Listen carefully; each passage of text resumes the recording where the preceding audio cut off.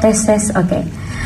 Jadi kenapa kita memutuskan untuk membuat film ini sebenarnya didasari sama mimpinya Umay, saya, dan Bu Yani gitu di Cinemaku Pictures. Kita itu selalu ngerasa hangat setelah abis nonton film keluarga gitu. Jadi kita ngerasa, aduh pengen ya kita punya film yang mengangkat tema keluarga, yang target audiensnya bukan seumuran kita doang, tapi orang tua kita bisa ngerasa relate, bisa menangkap konflik yang lebih dewasa dari biasanya, yaitu pernikahan gitu. Tapi kita sebagai filmmaker nggak mau asal bikin film keluarga aja atau asal bikin film sedih-sedihan aja. Kita juga mau raise awareness soal sesuatu yang kita anggap ini penting untuk kita raise gitu awarenessnya. Karena visinya Cinemaku kalau bikin film, karena kita tahu film adalah alat yang sangat efisien sekali untuk kita menyebarkan pesan, untuk kita mengangkat awareness sesuatu. Jadi kita pengen ambil satu kasus atau isu yang jarang terdengar gitu, dan inilah kesempatan kita untuk raise awareness soal ALS. Dan Cinemaku Pictures itu sosial medianya kayak tempat curhat ya. Mungkin karena film-film yang kita rilis itu selalu sedih-sedih, jadi selalu banyak DM dari penonton setelah nonton film kita, dan mereka itu suka curhat sama kita, sampailah kita menemukan ALS ini. Lalu kita research, Bu Yani pastinya yang juga research sama Bu Santi, karena Bu Yani kan ibunya kita semua di Cinemaku Pictures gitu ya. Jadi dia ngerasa kayak oke, saya punya pengalaman ini, terus saya juga mendengar cerita dari teman-teman saya yang juga berumah tangga kayak gini. Jadi kita kumpulkan cerita-cerita orang yang sudah berumah tangga, dan kebetulan ada juga yang kita research, ada juga yang mengalami musibah, tiba-tiba suaminya terkena ALS, istrinya terkena ALS, dan kita ngerasa wah ini bisa menjadi isu yang sangat penting untuk kita raise awareness-nya, karena ternyata ALS itu belum ada obatnya dan nggak banyak dokter atau rumah sakit yang bisa menangani ALS karena memang diagnosanya itu bertahap gitu ya, dan mirip-mirip sama penyakit lain seperti stroke. Jadi kadang orang salah didiagnosa dikira stroke padahal ALS gitu. Nah terus kita ngerasa ini penting banget karena ternyata banyak orang yang terkena penyakit ALS bingung mau kemana, bingung menanganinya harus seperti apa. Apalagi caregiver mereka yang ngurusin mereka juga bingung ini harus gimana ya menanganinya. Karena ALS itu adalah penyakit yang kalau melakukan treatment itu hanya memperlambat efeknya aja, tapi tidak akan memperbaiki kondisinya. Dia akan terus seperti itu karena menyerangnya nerve cells atau syaraf motorik kita.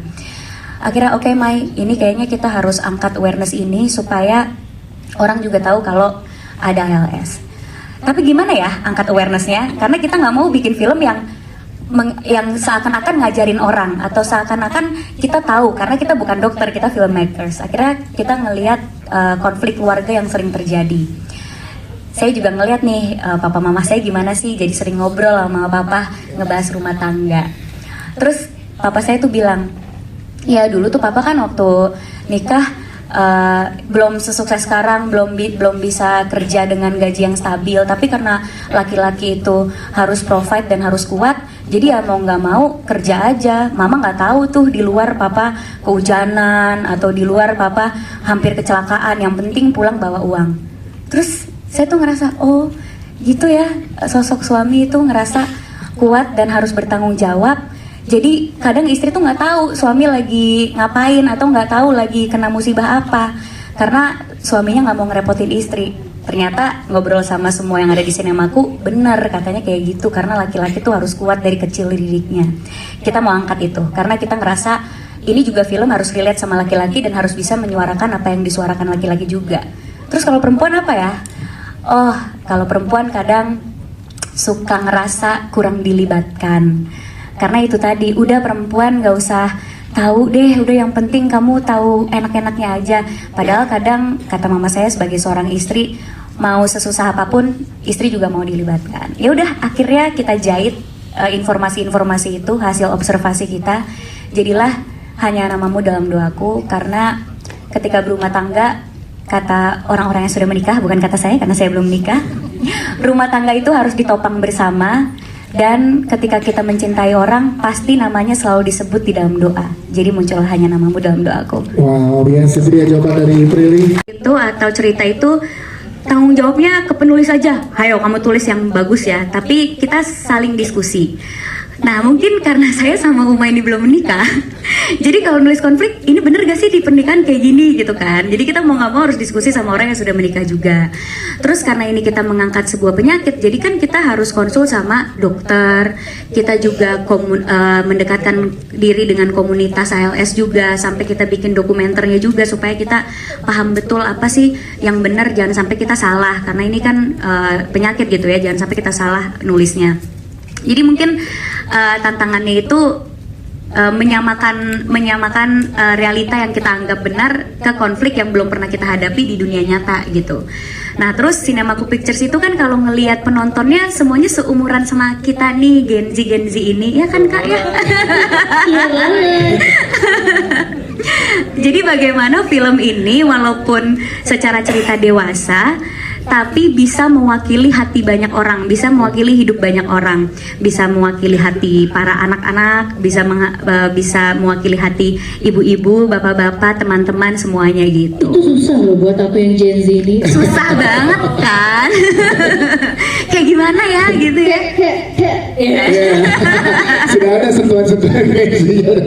Prilly, terima kasih. Thank you so much sudah datang. Jujur agak bingung awalnya, tapi sangat bersyukur karena didampingi sama mereka ini. Aku sih nggak pernah kebayang kalau melakukan posisi produser ini dengan orang lain, karena mereka bukan hanya let's say teman kerja, tapi juga udah aku anggap sebagai keluarga. Umay, Prilly, apa? Boleh, gak apa-apa, lu gue kasih. Jadi keluarga minjem duit doang ya?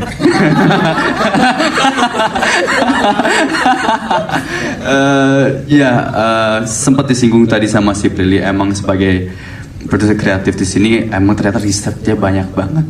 Dan biasanya aku riset sebagai pemain, tapi ini juga kita proses hampir setahun setengah untuk riset ini aja. Risetnya bukan hanya ALS aja, tapi juga ada aspek agamanya juga, sempat ada pembahasan tentang talak. Jadi hampir semua yang disebutkan atau dilakukan setiap karakter di sini, kita harus benar-benar riset secara detail karena tidak pengen kasih informasi yang salah atau menyinggung salah satu pihak. Jadi emang bersyukur banget sama tim kreatif di sini. Ada Pak Reka juga, ada Mbak Elin, mana Mbak Elin?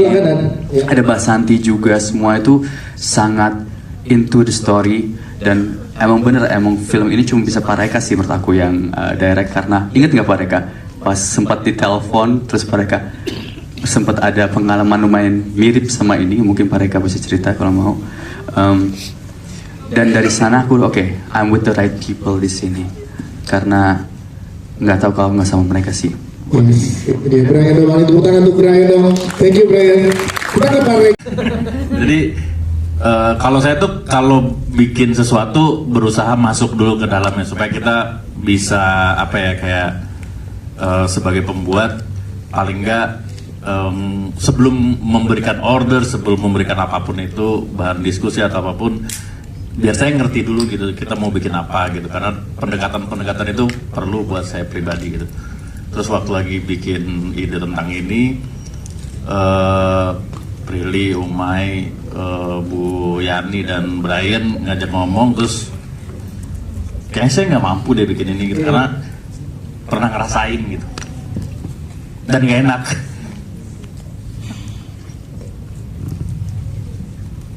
Tepuk tangan dong buat Pak Reka, ini begitu isi berasa dan emosionalnya sebagai sutradara. Ya nggak enak aja lah, males untuk diingat. Ya, emang kasih nyaman Pak Reka untuk men-sharing ini ke kita, tapi terima kasih, ini adalah hasil yang luar biasa. Tepuk tangan sekali lagi buat Pak Reka teman-teman. Nanti kita bercerita lagi Pak Reka setelah lebih enakan lagi, karena memang ini emosional banget ya Pak Reka, buat Pak Reka. Dan berarti Pak Reka ngobrol ke teman-teman guys pada saat itu gimana? Boleh diceritakan treatment yang diberikan oleh Pak Reka? Panjang sih prosesnya waktu lagi itu sama teman-teman aktor ini. Sebelum syuting kita ngobrol di luar naskah tentang ya banyak lah gitu, kayak tentang kehidupan, tentang gimana suami istri gitu. Ya yang paling emosional adalah gimana ngebentuk rasa sakitnya gitu, karena rasa sakit tuh nggak bisa divisualisasiin sebenarnya. Rasa bau, rasa sakit tuh nggak pernah bisa divisualisasiin kecuali dipancing gitu, dirasain. Nah untuk masuk ke situ tuh emang susah menerjemahkannya gitu. Nah, buat saya ketemu pemain-pemain ini juara lah gitu. Yes, itu dia. Terima kasih mereka sudah kita kembali dengan pertanyaan dengan teman-teman. Kita ke film ini merupakan film panjang pertama di Cinematic Pictures yang merasa tentu sangat terhormat dan sangat merasa bangga, dan saya berterima kasih untuk produser dan para tim. Dalam proses ini tentu saja juga saya dikelilingi oleh tim yang sangat suportif dan sangat empati juga terhadap saya gitu, dan ini dalam proses penulisan ini juga saya melakukan riset yang panjang juga, dan ini bukan merupakan sesuatu yang biasa saja gitu bagi saya, tapi ini juga film ini juga sebagai bukan hanya kuat secara struktur tapi juga tulus secara rasa gitu.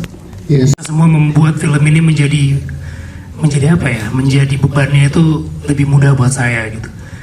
Kalau ngomongin soal harga, film ini sebetulnya bercerita tentang keluarga tanpa mengesampingkan peran seorang istri yang sangat luar biasa. Harga seorang laki-laki yang idealisnya itu ya dia pengen menjadi sebuah kepala rumah tangga, imam, ayah, suami, rata-rata gitu kan. Seperti saya juga gitu, sebagai saya kepala rumah tangga, saya pengennya keluarga saya senang, keluarga saya happy, keluarga saya makannya tercukupi, sekolah anak saya bisa lancar dan semuanya. Itu kan idealnya seperti itu, tapi melakukannya itu kan gak semudah itu gitu. Dan selalu yang kita dengung-dengungkan laki-laki itu adalah gue pengen istri gue seneng, anak gue sekolah pinter, keluarganya harmonis, idealnya seperti itu. Tapi ternyata melakukan itu tidak semudah itu gitu. Kalau support systemnya nggak berjalan, ya nggak akan menjadi seperti itu gitu. Tapi yang menjadi menarik adalah bukan soal masalah yang dibebankan ke dalam keluarga ini, bukan ujian yang diberikan oleh Tuhan di rumah tangga ini lewat sebuah penyakit. Tapi yang menarik dalam film ini adalah bagaimana keluarga kecil ini menghadapi itu gitu. Bagaimana keluarga kecil ini melewati itu, memperjuangkan itu sampai pada titik terakhir kekuatan mereka adalah sebuah doa gitu. Dan ini banyak sekali dialami oleh banyak keluarga di Indonesia, makanya film ini inspired by true events karena memang benar-benar banyak sekali yang mengalami ini. Dan buat saya ini sebuah film yang sederhana tapi punya sisi yang sangat powerful banget. Dan saya nggak bisa cerita terlalu banyak, tapi mudah-mudahan dari trailer yang kami kasih ini bisa membuat sebuah cerita baru, tontonan baru, ide baru, atau enggak sebuah tema baru yang diangkat yang mungkin belum pernah diangkat di film Indonesia sebelumnya. Yes. Dan di film ini juga akhirnya biasa kita kalau wanita di rumah tangga gitu kan, berusaha untuk menjadi tiang rumah tangga, pemersatu keluarga gitu. Jadi kayak everything is fine, gak apa-apa, suami bekerja di luar gak apa-apa, yang penting semua yang di rumah saya yang handle gitu.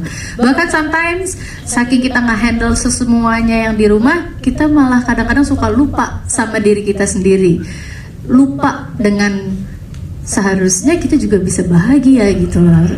Tapi dalam hal normal aja, maksudnya seperti yang keseharian biasa aja, kita suka lupa sama hal kayak gitu. Ditambah lagi menjadi seorang caregiver dari pejuang ALS itu berkali-kali lipat ya. Jadi benar-benar kayak Kita tidak mau terlihatan kita rapuh, kita mau kelihatan kita kuat, tapi kita manusia biasa yang kita ke toilet kita nangis gitu di depan anak, everything is fine, gak apa-apa kok gitu. Bahkan kita membiarkan anak kita menangis supaya dia mengeluarkan rasa, tapi kita gimana caranya tuh kayak gak mau kelihatan rapuh gitu di depan anak, tapi kita sendiri kan hancur gitu loh, mengetahui bahwa suami kita sedang menghadapi sesuatu yang kita tahu saat ini obatnya aja belum ada.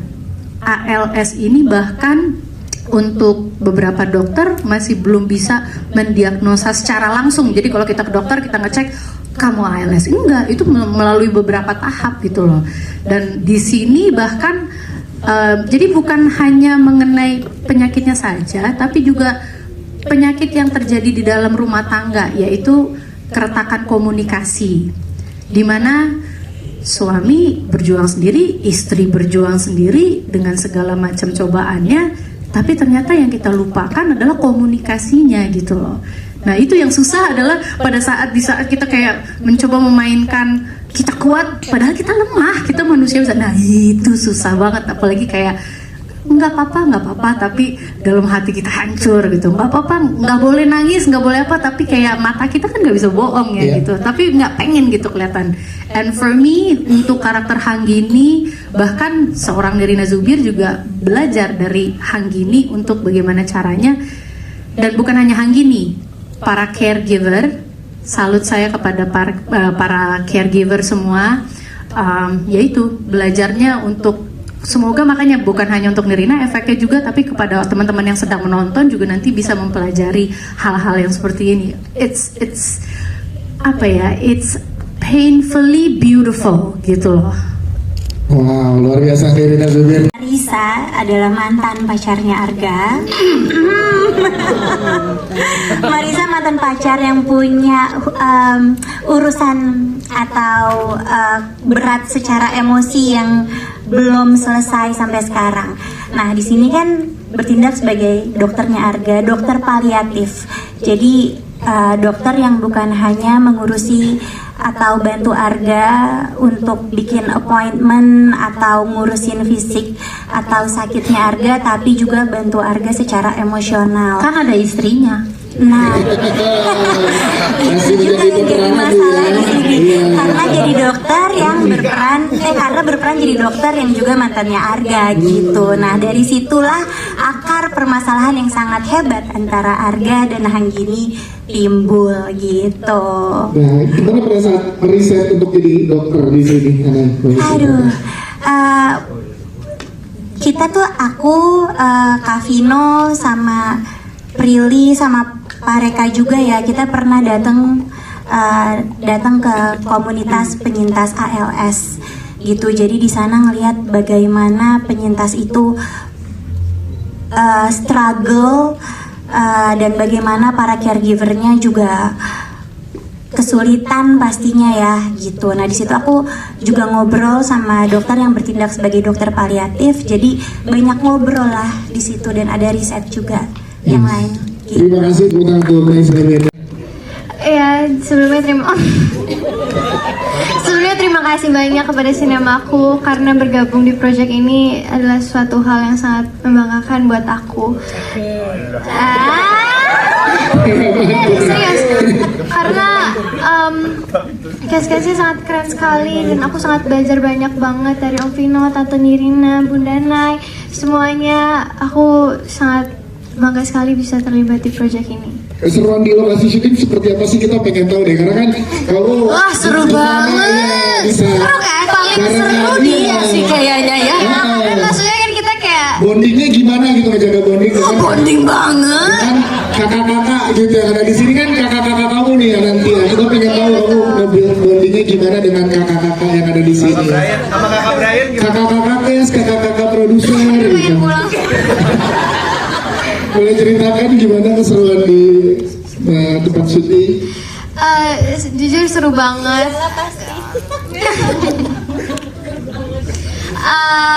Seru banget. Pokoknya sangat. Kalau kata-kata saking udah bondingnya ya. Iya, pokoknya sangat menyenangkan sekali. kali bisa kerja bareng sama Om Vino lagi. Pertama kali sampai ya mau bilang lagi aja. Ya. Gini nanti kan banyak juga nanti yang akan nonton keluarga dan banyak yang seumuran kamu sebagai anak nih, sudut pandang anaknya. Nah, ada yang pelajaran apa yang kamu dapatkan dari sudut pandang anak? Yang pasti apapun konflik orang tua yang terjadi, walaupun tidak terlihat, tapi menurut aku anak juga termasuk korban. Dan semoga dari karakter Nala, teman-teman juga bisa relate dengan apa yang ada di karakter Nala. Itu sih. Bukan dong untuk anak ya. Gimana? Cakep. Oh, bukan pantun. Ada kamu biasanya bang. Rio itu adalah saudara jauhnya Arga. Meskipun demikian, Rio itu tim Marisa. Jadi dia bercanda. Oh, ada pembangkit ini ya. Jadi ini sedikit ambigu karena Rio ini dibilang saudara jauh, tapi melihat Arga sebagai kakak yang tidak pernah dia punya. Dia tuh sebenarnya aku punya, yang ada di deskripsi, nggak ada di film, tapi sebenarnya punya kakak. Tapi hubungan dia melihat Arga tuh sebagai sosok kakak, sosok yang dia tuh menjadi apa yang namanya tuh? Menjadi tangan saya kenapa nih? Menjadi tiang, menjadi mercusuar gitu, a beacon. Dan dia juga melihat Mbak siapa namanya? Sorry, Marisa soalnya. Dan dia juga melihat Mbak Hanggini sebagai seorang yang direspek. Maka kalau misalkan ke Mbak Hanggini bakal manggilnya itu Mbak gitu. Dan Mbak Hanggini itu melihat dia itu sebagai dengan sebutan honorific maksudnya. Tapi dia bukan keluarga. Dia bukan adik kandung, dia bukan apa. Dia tuh asing. Nah, maka dari itu tuh kayaknya di sini aku juga punya sahabat yang seperti itu gitu, yang benar-benar the blood of the covenant is thicker than water of the womb gitu. Itu darah perjanjian lebih kental daripada air ketuban. Maksudnya gitu. Maksudnya kan kita selalu memiliki wong tausu sebenarnya kalau jangan dipancing, jangan Rusia gimana Mas? Sebenarnya bukan harus kilab ya. Jadi maksudnya tuh kita dalam hidup kita pasti memiliki satu atau dua sahabat yang lebih dekat daripada kakak dan adik kayak gitu. Makanya kehidupannya Rio itu benar-benar berubah, dunia terbalik ketika dia mengetahui Arga yang selama ini tuh 180 derajat berbeda. Maksudnya tuh dia menikah, dia memiliki anak, keluarga yang happy, dan mungkin dari sudutnya pandangnya Rio tuh kayak menikah tuh nggak selalu ini kok, nggak selalu ada yang kesulitan karena ngeliat Arga begini kok gitu. Tapi ternyata iya, dia melihat bahwa mercusuar itu beaconnya tuh runtuh begitu. Tapi ya makanya itu dia. Sebenarnya ini karakter berat karena cukup begitu kompleks. Namun gue bersyukur banget karena ini kedua kalinya kan gue bertemu dengan Nirina. Tapi ini pertama kalinya bertemu dengan Vino gitu, dan dapat dikatakan Vino dan Nirina tuh membantu gue di sini. Mereka membantu chemistry hubungan kami. Mereka juga adalah orang yang tidak sungkan untuk bilang nggak gitu, kayaknya begini deh gitu. Ya tipikal aktor yang membuat lawan mainnya itu kerjanya bagus dan enak diajak kerja sih. Kayak gitu. Dan ini juga by the way ya, ini juga nih si bocah yang bakal kucing muter ini. Nah, jadi Pak, sebenarnya aku ada ini Pak, ada scene dia bagus banget di sini, tapi nggak dimasukin di akhirnya. Kita lihat. Oh itu sih di mana harusnya tuh gue nggak nangis. Oke, tapi jadi nangis. Gue cuma lihat punggung dia doang, tapi kayak ya gitu loh. Iya kan yang kita bilang bagus, yang gitu kan. Abis itu kamu berak. Nah iya, mas bagian itu. Jadi aku kira dia getar tuh karena sedih, karena tahan gitu kan. Jadi ditanduk. Itu begitu mengesankannya berarti ya. Bonding yang terjadi ya. Getar. Lumayan, enggak sih, dia netizen reaktif aja gitu. Pokoknya ngeliat sesuatu tuh bener-bener kayak apa ini tidak benar gitu. Jadi sisi yang lebih menggebu-gebu di sisi sahabatnya Hanggini gitu. Dia selalu berusaha untuk membela apa yang menurut dia benar, belum tentu benar buat Hanggini gitu. Jadi kalau misalnya Nina tuh tipe sahabatnya yang mungkin kalau ngeliat ada permasalahan di rumah tangganya Arga dan Hanggini, dia bakal oke, kita samperin aja, jambak gitu. Lebih ke gitu. Jadi memang dia pokoknya nanti di filmnya itu sampai Mereka juga nggak ngekat adegan kita, dibiarin terus sampai kita ini kok nggak dikat-kat ya? Beneran ini? Terus di belakang cuma ya dia ketawa. Jadi ikut menikmati karena sudah kebuang diri. Dengar tim dan cast terlibat di film ini dan nyaman terus happy itu suatu kebahagiaan buat tim Sinemago Pictures juga ya. Saya, Umay, Bu Yani, Brian gitu. Karena kita pengen bisa bangun lingkungan kerja yang nyaman dan bisa bikin film yang memberikan impact ke penontonnya. Dan semoga film Hanya Namamu Dalam Doaku ini bisa memberikan impact yang baik untuk siapapun yang menontonnya. Karena saya sendiri merasakan kalau di editing gitu ya. Tapi kalau saya impactnya di tengah-tengah ya, antara baik dan enggak. Karena jadi tantrum mulu sama Umara. Kalau habis nonton editing, sayang kamu jangan sakit ya please gitu. Jadi kayak gitu. Jadi ya, iya kamu tolong jangan sakit, aku takut. Jadi gitu kan. Tapi ya itu impactnya positif, jadi makin cinta ke pasangan gitu kan. Jadi semoga yang nonton film ini juga bisa tahu bahwa waktu yang kita punya sama orang yang kita sayang itu sempit dan kita nggak tahu sampai kapan. Jadi luangkanlah waktu sebaik-baiknya, jaga kesehatan, komunikasikan perasaan, bilang ke orang-orang yang disayang kalau kalian sayang sama mereka dan selalu sebut namanya di dalam doa. Jadi semoga suka sama trailer dan posternya, jangan lupa disebarkan trailernya, posternya, diajak teman-temannya nanti untuk nonton ke bioskop. Terima kasih. Terima kasih teman-teman. Nanti kita foto bersama.